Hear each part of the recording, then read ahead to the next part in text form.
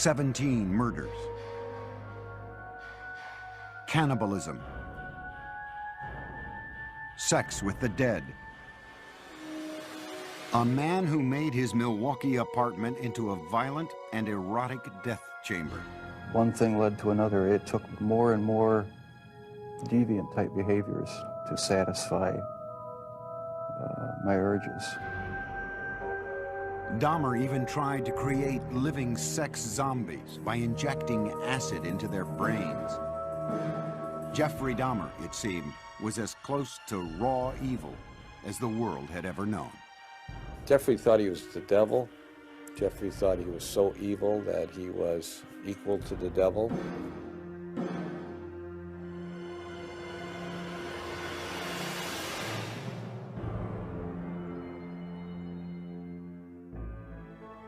The first child of Joyce and Lionel Dahmer was born in Milwaukee, Wisconsin on May 21st, 1960, just before their first anniversary. His name was Jeffrey. It was a very happy time when Jeff was first born, and for a couple of months it was like everything was brand new and very, very enjoyable and happy, looking forward to the future. While Jeff's father pursued his chemistry degree, Jeff grew into a bright and loving child. He was very exuberant. He liked to wrestle. He liked to run around and ham it up for the camera.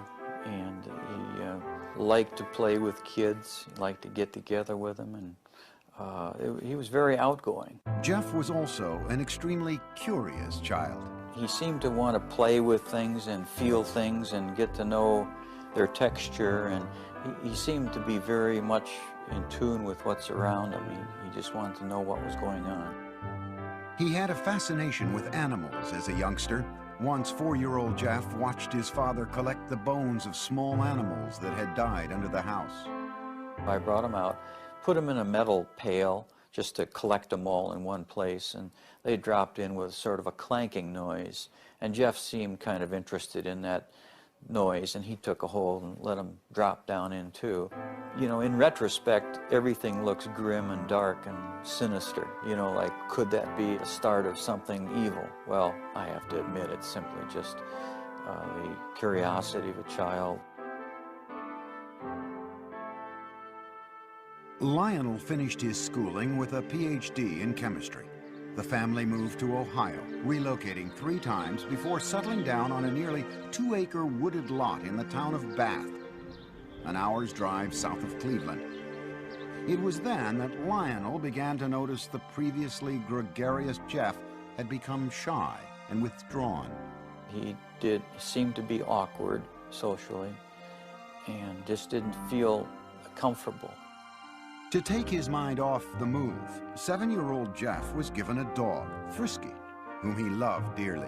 With people that he knew or his new pet, the next-door neighbor boy, he was very relaxed. But there was this shyness and feeling of inferiority that we were concerned about at that time. What the Dahmers thought their son needed was to feel more involved, so they let Jeff choose the name of their second son. Jeff named his brother David. Lionel also encouraged his son to participate in activities that would include contact with other kids. What we were trying to do was to involve Jeff with activities with the thought that involvement would lead to human involvement, a forced, almost, interaction. And on the weekends, father and son planted gardens and raised sheep for competition in 4-H fairs. To commemorate their gardening days, young Jeff gave his father a handmade card with a poem. There's a picture of me eating an ear of corn on the front, and Jeff says, "The squash and the pumpkins can never compare to the kind of dad who has curly hair." And it says, "This poem is from Jeff, and I love you to death." When Jeff was 10, his mother was hospitalized and treated for anxiety. From there, his parents' marriage began to fail. Jeff's fascination with nature and small animals continued into his teenage years, when he became curious about what they looked like on the inside. For specimens, he collected roadkill. Riding around the country roads in Bath, carrying garbage bags, Jeff searched for carcasses. Jeff brought the roadkill he found into the backyard of the house, and there in the secrecy of the woods, he dissected the animals. I really have become convinced that that was sort of the starting point in this downward spiral of his. And it was associated with his puberty. And when you have hormones kicking into this terrible mixture, what he's doing, he's investigating insides of animals. And his sexuality was developing at the same time. Teenage Jeff was discovering that he felt sexually attracted only to men. But the thoughts of sex with men became interlocked with fantasies of killing another man and dismemberment. The fantasies excited him, but they were unspeakable. I think it was around age 14 or 15. Started having obsessive thoughts of violence intermingled with sex. And it just got worse and worse. I didn't know how to tell anyone about it, so I didn't. I just kept it all inside. The fantasies included lying next to an unconscious man. For the first time, Jeff's fantasies crossed the line from his mind into action. He devised a plan. He would knock out a local jogger with a bat and lie next to him. On the day he opted to wait for his victim, the jogger didn't run by. He never attempted the clubbing a second time. As he entered high school, his sexual fantasies traumatized him. To escape, he began drinking. On the way to classes in the morning, he would fill up a cup with hard liquor at a friend's house. And I remember sitting next to him in a first period, I believe, history class, and he had a styrofoam cup of scotch, I believe it was scotch. I remember saying, "Jeff, what is that?" And he threw his head back and he shook it and he said, "It's my medicine." But clearly he was getting drunk at 8 o'clock in the morning. At home, Jeff was watching his parents' marriage dissolve. When their bickering escalated to open fighting, he retreated to the forested backyard, slapping tree trunks with sticks. I'd leave the house, go out in the woods and sulk, brooding, wondering why they had to have such a rough relationship. He remained aloof with few interests and no close friendships, but he still seemed to have a sense of humor. On the high school tennis team, Jeff spent most of his time goofing around rather than playing a serious game. But more often than not, the jokes were at Jeff's expense. He gained a reputation as the class clown. Acting out in a bizarre or unexpected manner became known at his school as, quote, doing a Dahmer. All of a sudden you'd be walking down the hall and you'd hear someone yelling and hollering and running through the hallway, and it's Jeff Dahmer in the middle of the day, running, flapping his arms, yelling, hurricane drill, everybody hide.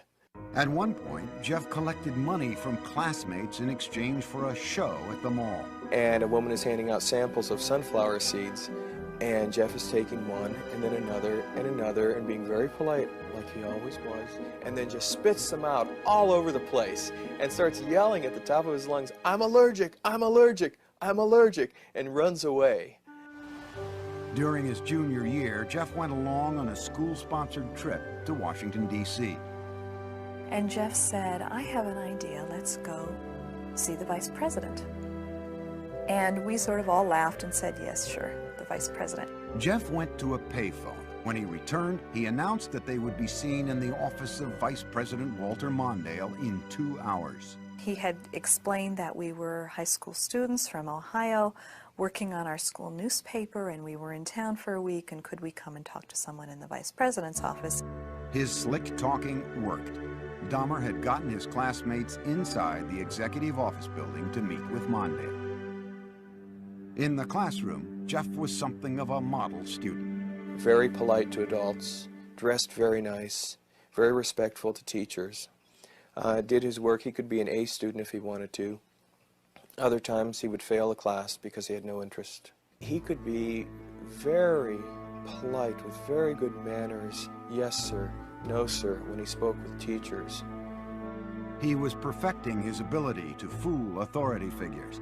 But as time went on, Jeff became less interested in his performance at school. No one really knew what was going on in his mind. He didn't open up to anybody. He didn't have any close friends. And he had really slipped away from his social life the older we got in high school. At the school near Bath, Ohio, Jeffrey remained an alcoholic outcast. His behavior was the subject of mockery from other students. I don't think he connected, he didn't engage with people. So if you don't engage with people, then you give and take of conversation and feelings, then you end up internalizing a lot. You fantasize a lot. And then the next step is to think that some of those fantasies may be real. A step Jeff was ready to make. He would kill his first victim just after high school graduation. For Jeffrey Dahmer, the summer of 1978 started with high school graduation. It would be downhill from there. His parents, after years of open and bitter fighting, divorced. Jeffrey's father, Lionel, moved out of the family house in Bath, Ohio, and into this nearby motel. Unbeknownst to Lionel, Jeff's mother took younger brother David and moved to Wisconsin. Jeffrey found himself home alone. Jeffrey was 18, and like most teens his age, he had active sexual fantasies. But Jeffrey's deviated from the norm to include thoughts of killing his lover. Now the isolation of the empty family home gave him the opportunity to act out those fantasies. Just weeks after graduation, Jeffrey picked up a hitchhiker along the road. It was 18-year-old Stephen Hicks. I wish I just kept on going, but I didn't. Turned around, picked him up, and that's when the nightmare became a reality. Jeffrey invited Hicks back to the house. They drank beers and spent a couple of hours just hanging out. Then Hicks said he had to go. But Jeffrey didn't want to be alone. He attacked Hicks, knocking him out with a barbell. And then he strangled him. Dahmer had fulfilled his fantasy, but he was lucid enough to know that he had committed a murder. He quickly began to hide the evidence. He dismembered Hicks' body with a knife, a skill he had practiced as a younger teen with roadkill. He put the pieces into trash bags and loaded them into his car in the middle of the night. He was heading for a dump site when he was pulled over by the police for drifting across the center line. The officers asked Jeff what was in the bags and why he was out so late. Jeff was trapped for the first time, but he was ready with a lie. He coolly told the cops he was troubled by his parents' divorce and couldn't sleep, so he thought a trip to the dump would take his mind off things. The police let him go with a ticket. Jeff returned home, racked with guilt over the murder. He stashed the bones of Stephen Hicks under the house for 2 weeks. Then he smashed them to bits with a sledgehammer. Behind the house, Jeff spun in a circle, tossing the fragments among the leaves and brush. In August, Jeffrey's father stopped by the house. I said, "Where is your mother? Where's Dave?" And he said, "They're gone." I said, "Well, what do you mean? They're gone, they've left." Jeff's father moved back into the house. He encouraged Jeff to find a job. But Jeff wasn't interested. He spent his days drinking, even getting himself arrested for public intoxication. Lionel took his son to Alcoholics Anonymous meetings and psychological counseling sessions. They had little impact. Nothing could erase the violence and terror his first murder had imprinted on his mind. Only the alcohol seemed to provide relief. By the end of the summer, Jeff was still jobless, so Lionel suggested an alternative: college. He enrolled Jeff at Ohio State. But Jeff spent the entire first quarter in a drunken stupor, selling his blood to plasma centers and spending the money on beer. Predictably, Dahmer flunked out and returned home. I said, "Jeff, the doors are closing. I think perhaps that the armed services might be something that you need." Like all the other choices that had been made for him, Jeff passively went along with his enlistment. After his basic training was complete, he left for an army hospital in San Antonio, Texas, where he was given specialized instruction as a field medic. There, Dahmer learned more about human anatomy. For one of the first times in his life, he was excited about what he was doing, responding to instruction and discipline. After 6 months in the Army, his sluggish body had become lean and strong. Normally shy and reclusive, Jeff became outgoing, even smiling. But the mood swing was temporary. The Army sent him for a tour of duty in Germany, and there, once again, Jeff emptied bottle after bottle. His superiors noticed and gave Dahmer an early discharge. He went directly to Miami Beach without contacting his family. He worked in a sandwich shop and lived out of a motel. When his booze bills exceeded the room costs, Jeff took to sleeping on the beach. And he was terrified one night when a rat, a big, huge rat, came crawling over him, and he called us. He said, he needs some money. I said, we won't send you money, but we'll send you a ticket. You come home. So I met him at the airport, Cleveland Hopkins Airport, and he had a smile on his face. But as I got closer, it wasn't a smile of happiness, it was a smile of inebriation. Lionel tried for a year to help his alcoholic son, to no avail. Jeff was sent to stay with his father's mother near Milwaukee. There, he seemed to find some stability at last, making a concentrated effort to turn his life around. He stopped drinking, went to church with his grandmother, and he fought what he believed were immoral homosexual urges, which eventually led to his inescapable fantasies about murder. Dahmer even found jobs, first at a blood bank and then working nights as a chocolate mixer in a candy factory. But the lifestyle of church-going and right living, as he called it, didn't last.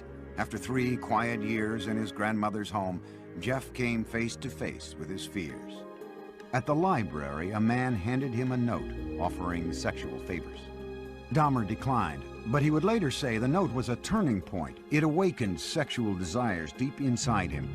Specifically, he wanted the submissive company of another male. He wanted someone to fulfill his sexual needs, but he didn't want to be burdened by anyone else's needs.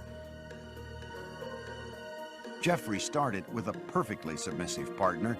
He stole a store window mannequin. He kept the plastic man in his closet, bringing it out to masturbate onto until his grandmother found it and insisted he get rid of it. On his free nights, Jeffrey began exploring gay life in Milwaukee, browsing through porn shops and going to bathhouses. The bath clubs catered mostly to men seeking anonymous sex. To make his partners there submissive, Jeffrey gave them drinks laced with sleeping pills. When they fell unconscious, he would lie down next to them, listening to the sounds of their bodies, their heartbeats, their stomachs. But the drugging experiments ended when one man overdosed and spent a week in the hospital. Jeff was asked never to return to the club. But he then discovered the gay bars and discos of Milwaukee. These would become the killer's favorite hunting grounds.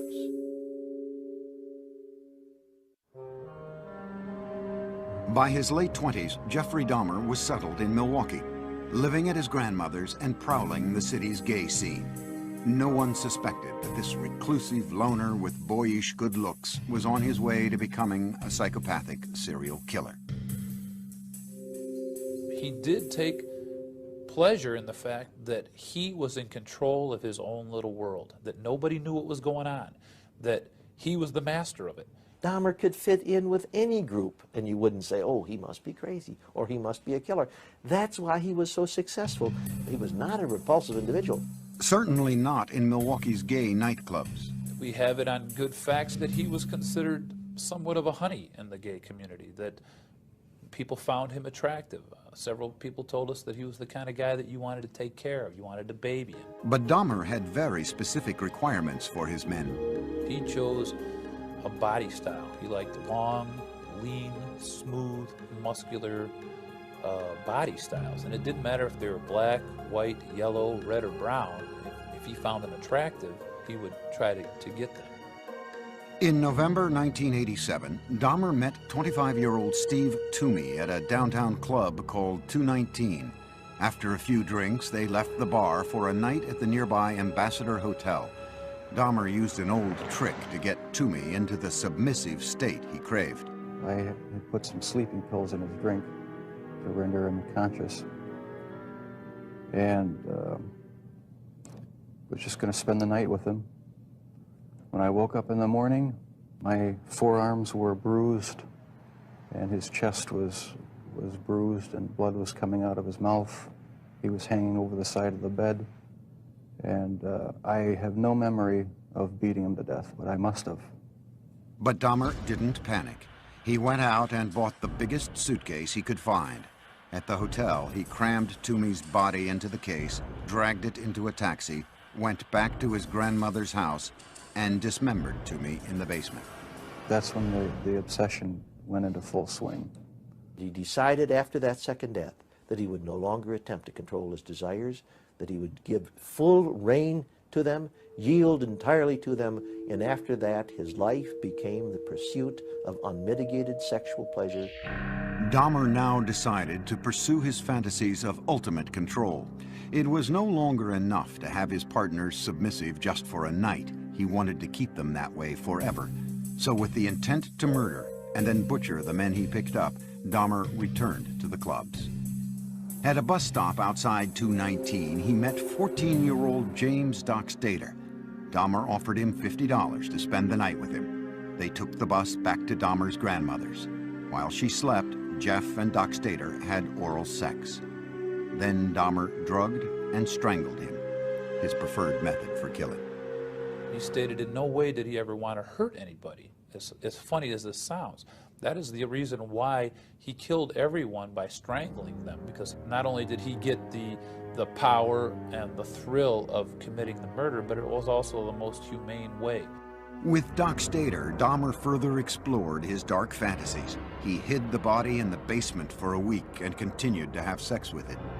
Most serial killers are sexual deviants who are social and psychological sociopaths and sexual paths who kill people for their own sexual gratification. Dahmer's was different than that. He was a true necrophiliac. He was trying to have sex with an unconscious or dead person.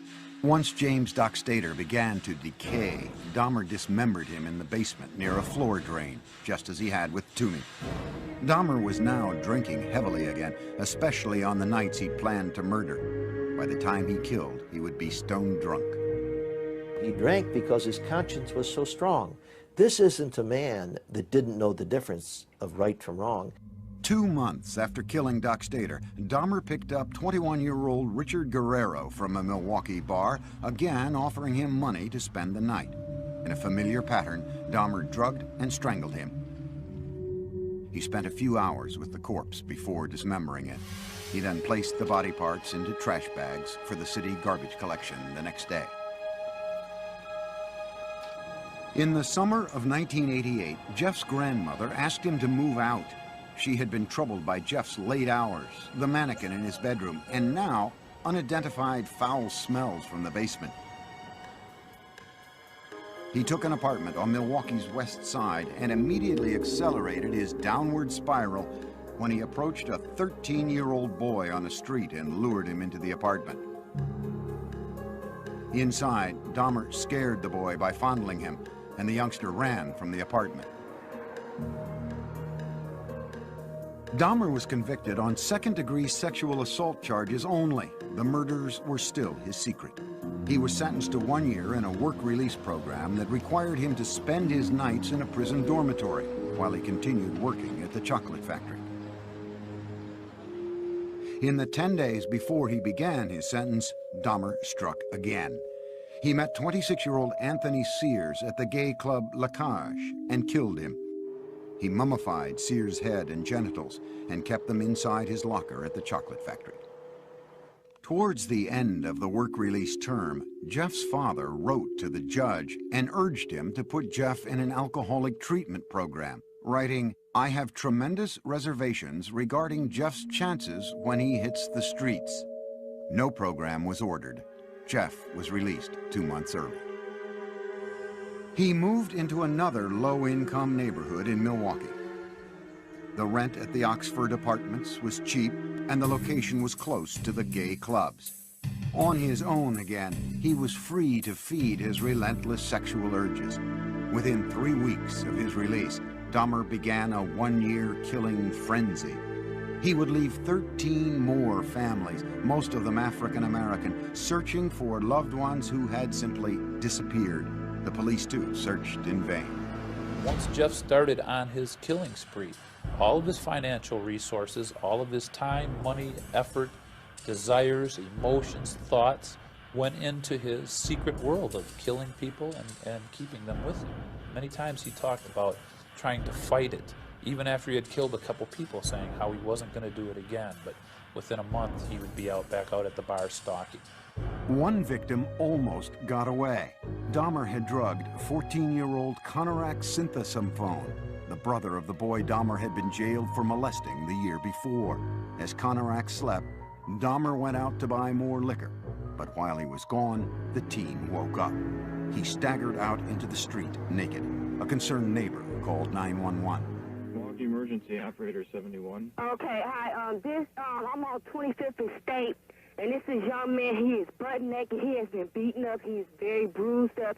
He can't stand. He's study fall out. He is butt naked. He has no clothes on. He was really hurt. Police arrived. By this time, Dahmer had returned from his beer run. As he had with police in Bath, Ohio after his first killing, Dahmer smoothly lied. He told police that Konorak was his gay lover who simply had too much to drink. He brought the cops into his apartment and showed them Polaroids he'd taken of the teen, proof, he said, of their relationship. The police believed the 14-year-old was of legal age and left him behind with Dahmer. They wrote the incident off as a lover's quarrel. Again, Dahmer had been slippery enough to keep his killings a secret. As soon as the cops left, he murdered the boy. Inside Dahmer's apartment, the bodies began to pile up. So he bought a 57-gallon drum and filled it with a powerful acid to dissolve the dismembered limbs and torsos. After weeks in the acid, the remains of Dahmer's would-be lovers became sludge, which he flushed down the toilet or the bathtub drain.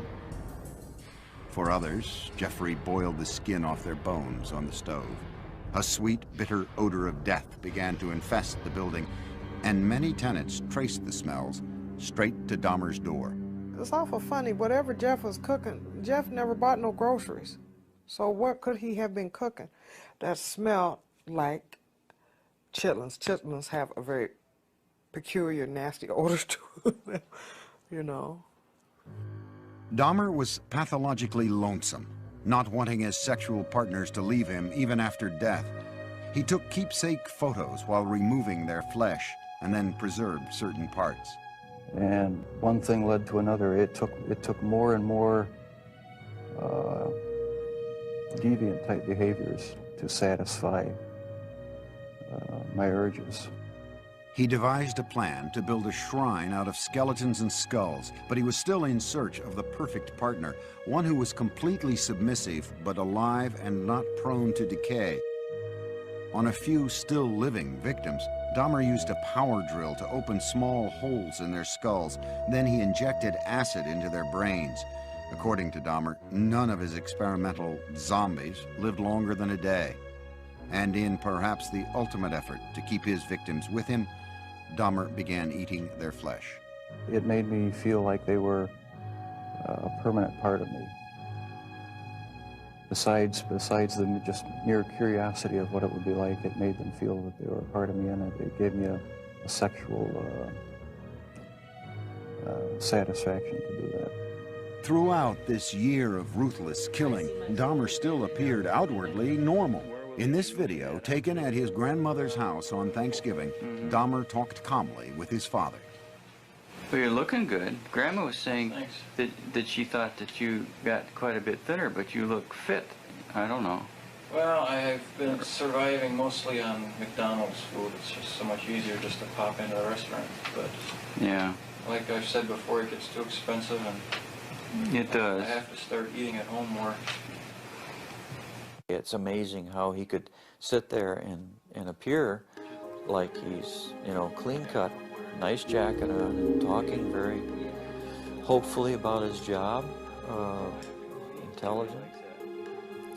It's amazing how much a human being can hide from another human being. But careful as he was, Jeffrey Dahmer was about to run out of good lies. In July 1991, the city of Milwaukee discovered a serial killer, 31-year-old Jeffrey Dahmer. One man, Tracy Edwards, had managed to escape from the horrors of Dahmer's apartment and flag down a passing patrol car. When the officers entered the apartment, they found 83 Polaroids of bodies in various stages of dismemberment. There were more shocking discoveries in the kitchen. There were 4 fully enfleshed skulls still there, sitting in a refrigerator. One of the officers said he opened the icebox. He heard a scream. It was only later that he realized that it was he himself who had screamed. TV news cameras rolled as what was left of the victims was carried out. The 57-gallon drum filled with the torsos of 3 men. A freezer with dismembered limbs and flesh. Metal cooking pots with mummified hands and genitals. This time, there was no lie Dahmer could tell to save himself. He was walking in a pretty defeated manner. His shoulders were hunched, his head was down, he was sweating profusely. He kind of had a faint, kind of a whining, like a baby crying noise about him.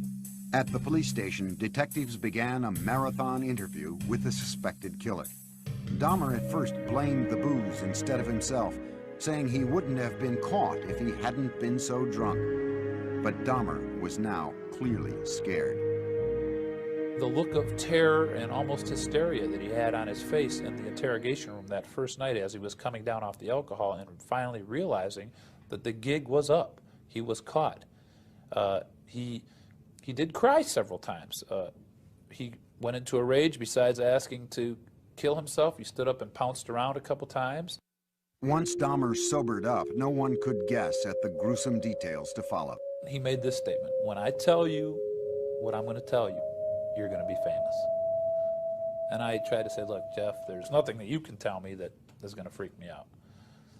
And he laughed at that. He said, you don't know what I've done. Dahmer spent the next 6 weeks with the detectives, recounting the murders of 17 men, a 159-page confession. It seemed cathartic to Dahmer to finally get the deeds of the last 13 years off his chest.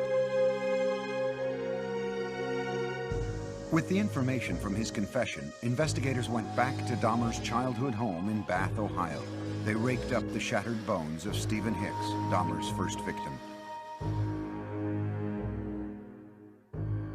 The Milwaukee County coroner started matching skulls with torsos, and the police began the sad task of notifying families. Dahmer pleaded guilty but insane.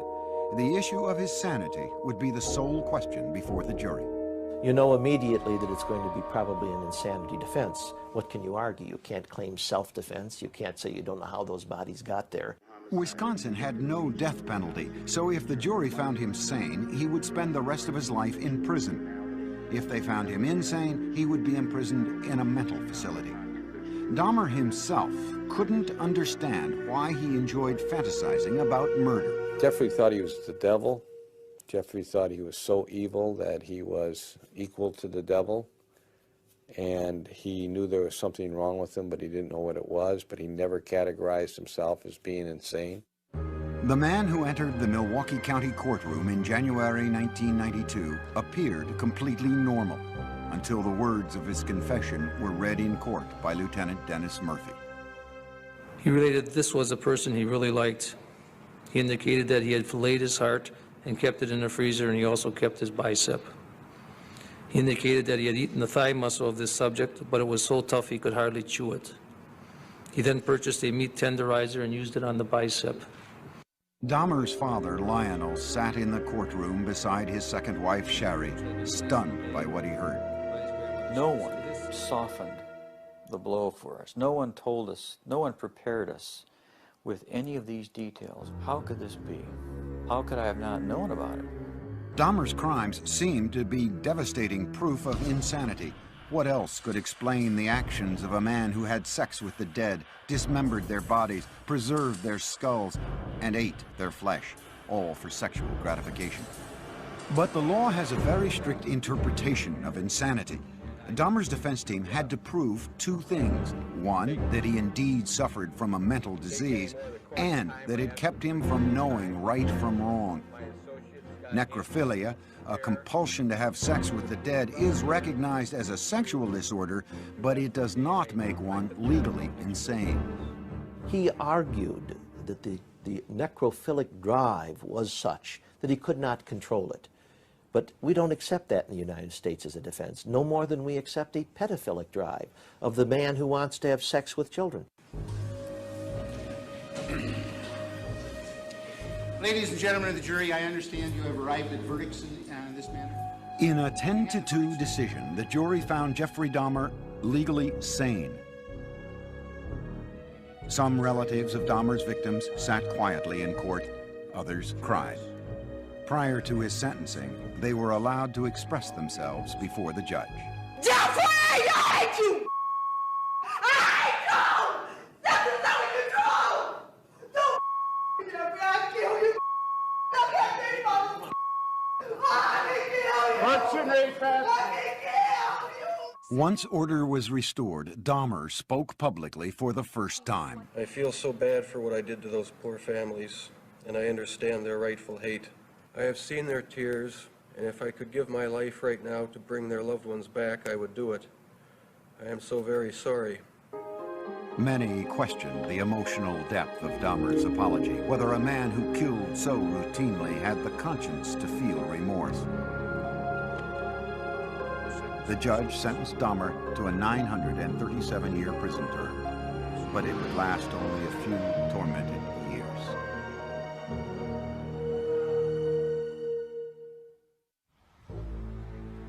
Jeffrey Dahmer's final home was the Columbia Correctional Institution in Portage, Wisconsin. His former residence at the Oxford Apartments in Milwaukee stood as a painful reminder of the lives that ended there. So in November 1992, it was demolished. In his prison cell at the age of 32, Dahmer's life became a conflicted introspection, trying to sort out the blame for his killing nature and seeking divine forgiveness for it. He had spent time in church as a boy and with his grandmother as an adult, but had lost his religion during the murder spree. Dahmer placed the blame for the murders on his atheistic beliefs and the theory of evolution. He said, if it all happens naturalistically, what's the need for a God? Can't I set my own rules? Who owns me? I own myself. Yet Jeffrey was still a contradiction, for he was always quite willing to blame the devil for taking over his soul. The serial killer wondered now what would happen to him when he died. Dahmer decided he wanted to be baptized. Evangelist Roy Ratcliffe was called by the prison minister to talk with the inmate in April 1994. He was a very affable, congenial, likable sort of person. I always felt like I was dealing with a small boy in a grown-up man's body. He could get real excited and interested in neat or cool things that a little boy would get involved in. 1 month later, Dahmer was taken to the prison medical center, where he was baptized in a whirlpool. On the way, we walked by other prisoners who were coming by with mops and brooms and various cleaning devices, and they looked up, and the only one they saw whom they recognized was Jeff, and so they called out in a very friendly, banter, "Hey, JD, how's it going?" And he called back, "I'm going to be baptized, this is great." Dahmer appeared to be making a remarkable transformation in prison. He would ask questions. He would say, but wait, what about this? What about that? So uncharacteristic of the earlier years. Go back to senior year in high school, you wouldn't get any of that. He was so interactive and so concerned about our welfare. You know, he was reaching out. He was rehumanizing. But those dark, haunted fantasies remained with Dahmer. I'll probably have to live with it for the rest of my life. I wish it would go away. I wish there was some way to completely get rid of the compulsive thoughts, the feelings. Dahmer got another reminder of his past when he was visited by Teresa Smith. Jeffrey had killed her brother, Eddie. First thing when he did when he came in is apologize for killing my brother. I asked him why my brother, and he said he seen the way he danced, you know, and he liked the way he looked, and he said I was just attracted to him. He said he had strangled him, and then he was trying some new experiment or something with preserving the skull and the body and whatever, and it didn't work. So he had to destroy him. Dahmer had spent his entire adult life as the predator. But now in prison, he became the prey. The notorious serial killer was a target for other inmates. In August 1994, he was attacked in the prison chapel with a crudely fashioned knife. He survived.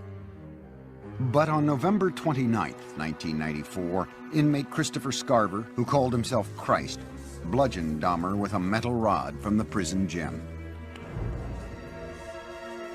Dahmer died on the way to the hospital. Among his last wishes, Dahmer had asked to be cremated. His ashes were split between his mother and father. There are statements in his will and testament that say, I don't want a marker, I don't want a grave, I don't want a funeral, I don't want any kind of, he's saying, I want to be wiped out. But the horrible questions that his life of killing posed do continue, and they defy answers. There's a mystery of mysteries that will never be solved. Even if he lived, I don't know that what he was all about would ever be solved, except maybes. It's hard when there's no explanations. Sure, there were red flags in Jeff's life, but no one knew about him. He was so secretive and so careful.